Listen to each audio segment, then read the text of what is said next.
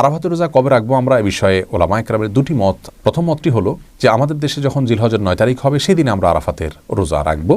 কারণ আরাফাতের দিন বলতে মূলত জিলহজের 9 তারিখকে বোঝানো হয়ে থাকে। হাজী সাহেবরা সৌদি আরবে যেদিন জিলহজের 9 তারিখ হয় সেই দিন আরাফাতে অবস্থান করে থাকেন। অতএব 9 তারিখটা হলো মুখ্য এখানে।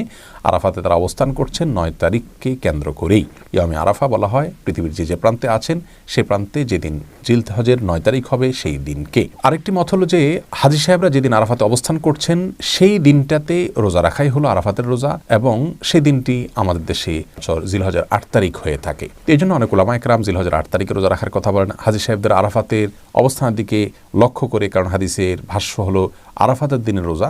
এই জন্য তারা বলতে চান যে নবী করিম সাল্লাল্লাহু আলাইহি সাল্লাম আরাফাতের দিনের রোজা বলেছেন। অতএব আরাফাতে অবস্থানের কথা যদি জানতে পারেন প্রযুক্তির মাধ্যমে আজকে আমরা জানতে পারছি, তাহলে সেই দিনটাতে রাখবেন। আর যদি কেউ সে সংবাদ জানতে না পারেন তাহলে তিনি তার অঞ্চলে তার দেশে যখন 9 তারিখ হবে তখন তিনি রোজা রাখবেন।